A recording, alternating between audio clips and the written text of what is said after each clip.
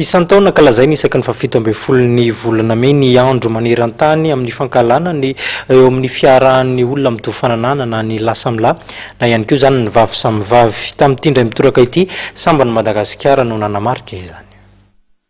Ny ady amin'ny fanavakavahana no tena tanjon'ny fankalazana ny andro eran-tany, iadina amin'ny fankahalana ny fiarahan'ny lahy sy ny lahy na ny vavy sy ny vavy. Nanamarika izany teny amin'ny tranon'ny firenena mikambana Andrahary moa ireo solidarité de MSM eto amintsika. Izy ity zany voalohany teto Madagasikara zany izahay nakalaza ity andro iraisam-pirenena amin'ny homofobia ity zany. Dia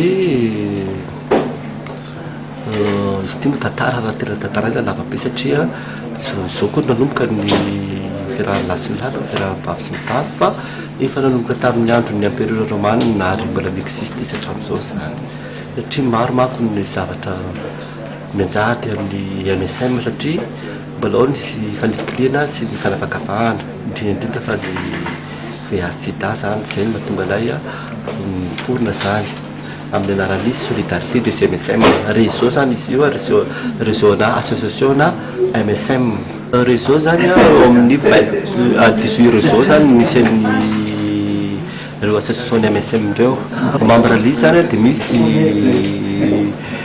travesti misy lehilahy manambady misy lehilahy tsotra fotsiny zao amin'ny akanjon-dehilahy. Ny mpitsabo moa dia tsy tokony anavakavaka ihany koa. Amin'ny maha-mpitsabo azy zany ary mpitsabo zany ny teneniko eto rehefa manoloana ny olona anankiray zay izay tonga ao aminay ho tsaboana dia izahay zany tsy tokony anana considération mihitsy na éthique io na morale io na religieuse io na philosophique io. Matoa zany misy ny fanilikiliana amin'ny karazana olona zany hoe MSM zany no tenentsika eto dia MSM zany centré ato amin'ity resako ity. Matoa zany ny dokotera na mpitsabo manilikilika amin'ny karazana olona ohatran'izay dia mbola ao anatin'ireo considération anakefaka ny tononoko ireo. Raha ray amin'ireo fotsiny considération ireo mbola miaina ao anatiny na ireo rehetrarehetra ireo dia automatique tonga dia mandeha ny fanilikiliana. Ny tanjony raha ny voalazan'Andriamatoa Christophe Nouala, mpanolontsaina avy eo anivon'ny ONU-SIDA, dia mba tsy ho hisy intsony ny fanavakavahana, ny fahafatesana sy ny tsy mikaretina vaovao.